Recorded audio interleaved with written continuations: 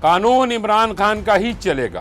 KP के अमन जरगे के बड़े इजलास में बड़े फैसले, ऑपरेशन या मुसालिहत, फैसले जो लोगों की जानो माल पर असरअंदाज होंगे। एक बार फिर डंडा चल गया। 27वीं तरमीम की मंजूरी का तकरार, पार्लियामेंट में फिर हंगामा। 27वीं आईनी तरमीम की मंजूरी की दौड़, वही घमसान, वही लम्हे जब बिल की कॉपी फाड़ दी गई। और एक सवाल जो कड़वा सा घुलता है, क्या आर्टिकल 6 का इख्तिताम करीब है? आलमी सतह पर फिर हलचल, नेतन्याहू पर गिरफ्तारी वारंट्स जारी और गजा में अमेरिकी सरबराही में अमन फोर्स का मंसूबा। ये सिर्फ डिप्लोमेसी नहीं, ये ताकत का नया खेल है। आज के व्लॉग में इन मौजूआत पर तफसीली बात करेंगे। अगर आपने अभी तक चैनल सब्सक्राइब नहीं किया तो कर लें। अस्सलाम वालेकुम नाजरीन, मैं हूं नईम खान, अपने डिजिटल चैनल पर आपको खुशामदीद कहता हूं। नाजरीन, इस वक्त जब मैं आपसे मुखातिब हूं, कौमी असम्बली का इजलास स्पीकर सरदार अय्याज सादिक की ज़ेर सदारत जारी है। आज का दिन पाकिस्तान की आईनी तारीख में एक अहम मोड़ के तौर पर याद रखा जा सकता है, क्योंकि 27वीं आईनी तरमीम पर न सिर्फ बहस हो रही है, बल्कि आज ही इसकी मंजूरी का इम्कान भी जाहिर किया जा रहा है। नाजरीन, ऐवान ज़ेरी का माहौल खासा गर्म है। अपोजिशन के एहतजाज, नारेबाजी और महमूद खान अचकज़ई की जानिब से बिल की कॉपी फाड़ देना, ये सब इस बात की अलामत है कि ये महज एक कानूनी तरमीम नहीं, बल्कि एक ताकत और अख्तियार की जंग है। महमूद खान अचकज़ई ने जो अल्फाज बोले, ये हुकूमत फॉर्म 47 पर कायम की गई है, वो दरअसल उस इंतखाबी निज़ाम पर सवाल हैं जिस पर हुकूमत खड़ी है। नाज़रीन, मुझे लगता है कि अचकज़ई के लहजे में गुस्सा नहीं, बल्कि मायूसी झलक रही है।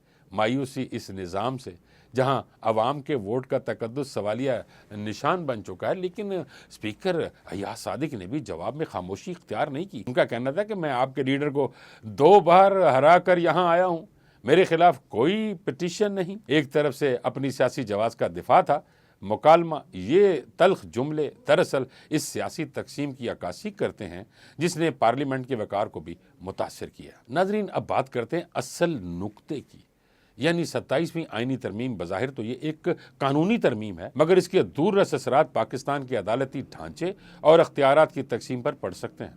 मुझे जो चीज़ सबसे अहम लगती है वो ये है कि इस तरमीम के ज़रिए एक नई अदालत, वफाकी आईनी अदालत कायम की जा रही है। नाज़रीन, हुकूमत चाहती है कि जैसे ही ये तरमीम सदर के दस्तखत से मंजूर हो, जुमेरात को ही इस अदालत के जजों की हल्फ बर्दारी हो जाए। नाज़रीन, इस ज़िम्न में मैं एक अर्ज़ ये ज़रूर करूँगा कि जज जौन से हैं वो अपनी मर्ज़ी के लाए जाएंगे, और जब जज अपनी मर्ज़ी के लाए जाते हैं तो फिर फैसले भी अपनी मर्जी के ही करवाए जाते हैं। नाज़रीन, 27वीं आईनी तरमीम के तहत सदर ममलिकत वज़ीर आज़म की एडवाइस पर वफाकी आईनी अदालत के जजों का तकर्रुर करेंगे।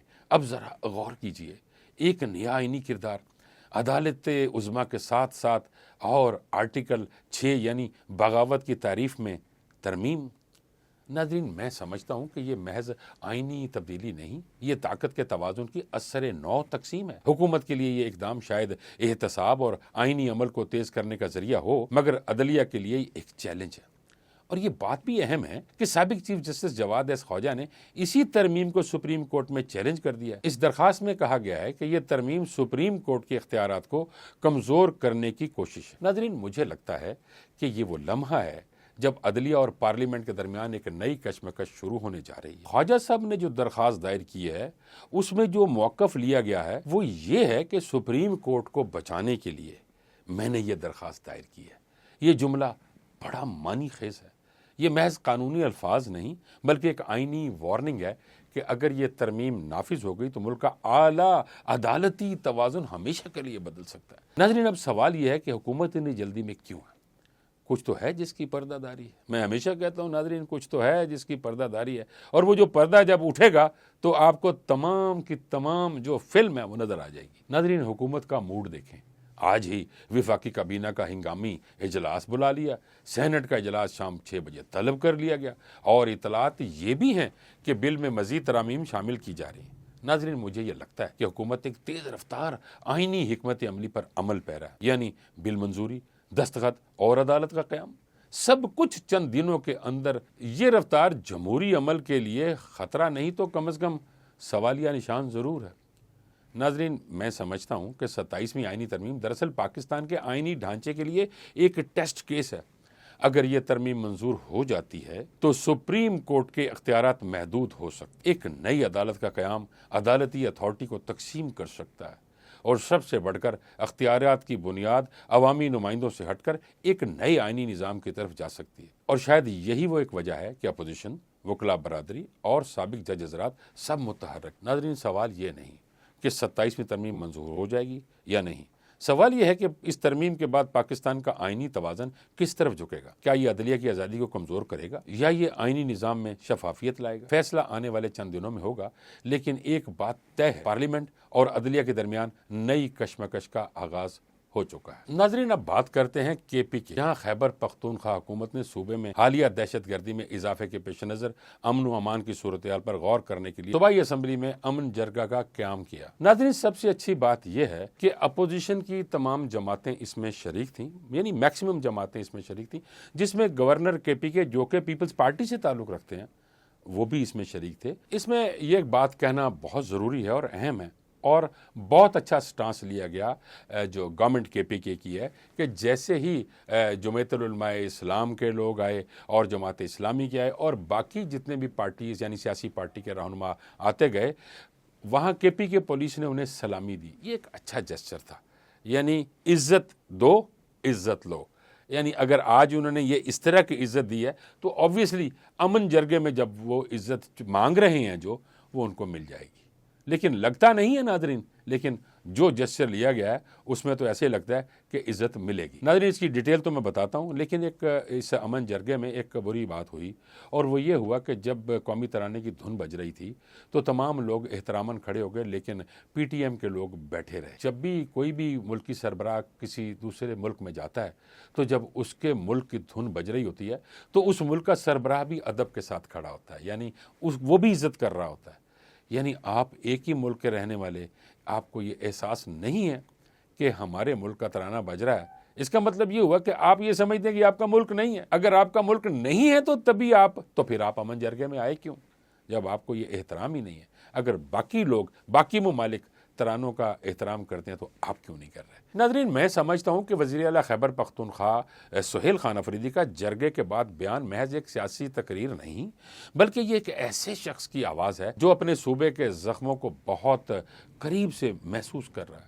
जब वो ये कहते हैं कि यहाँ बम फटता है तो वो ये नहीं देखता कि किस पार्टी से है, तो मुझे लगता है नाजरीन कि ये जुमला महज एक सादा हकीकत नहीं बल्कि एक तल्ख याद दहानी है।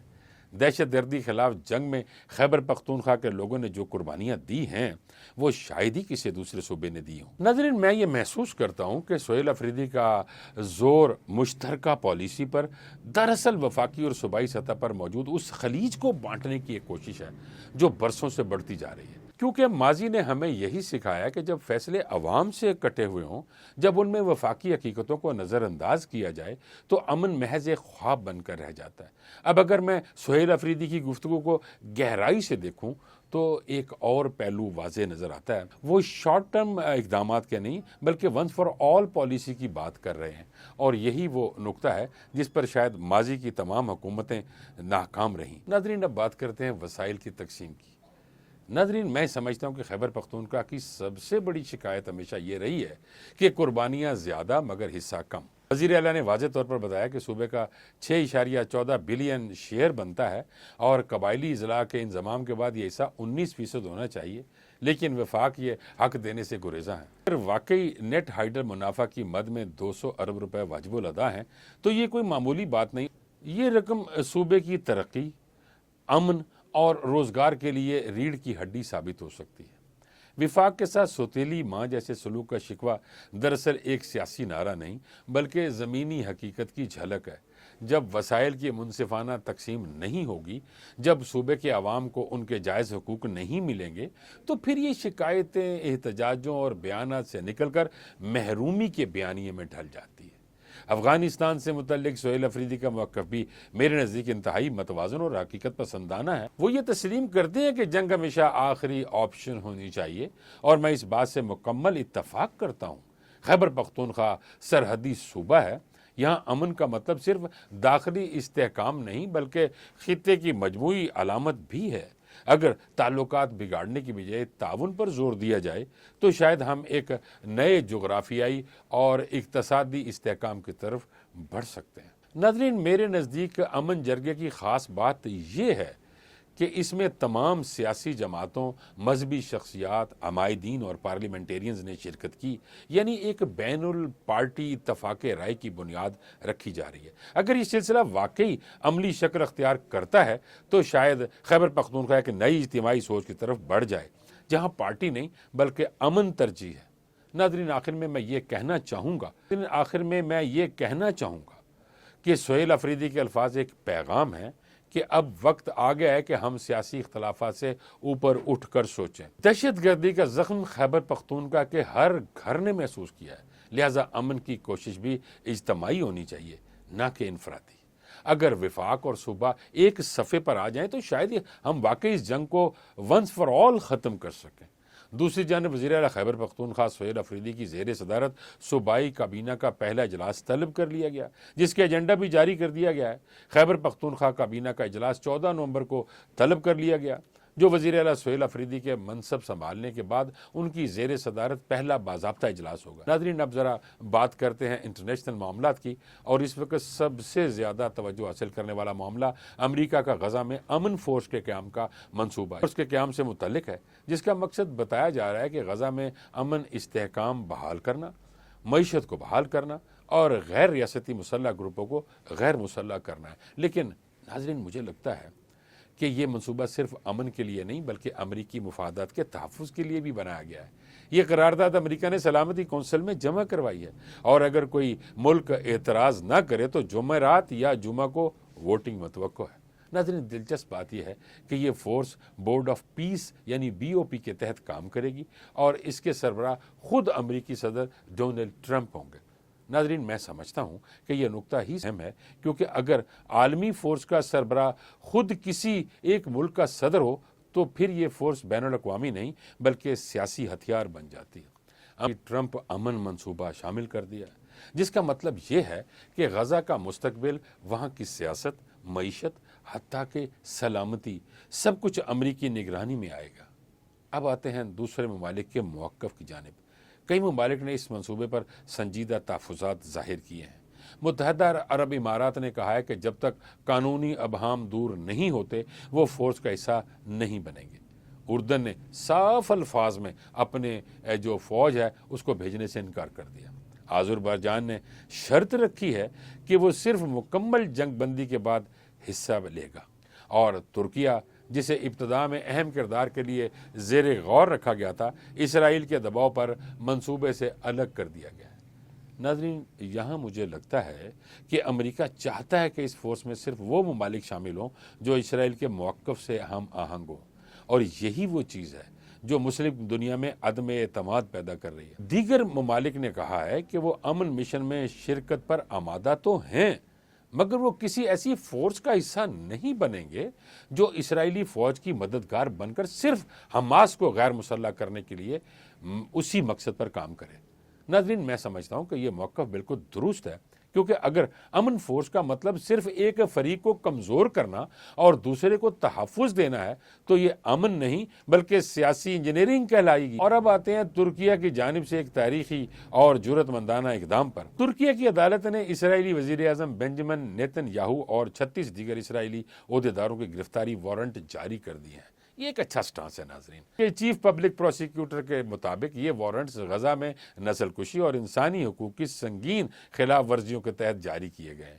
ناظرین، مجھے لگتا یہ ہے کہ یہ فیصلہ بین الاقوامی قانون کی سمت ایک اہم موڑ ہے، کیونکہ پہلی بار کسی مسلم ملک نے اسرائیل کے اعلیٰ عہدیداروں کے خلاف براہ راست قانونی کارروائی شروع کر دی، اور یہ بہت بولڈ سٹانس ہے ناظرین۔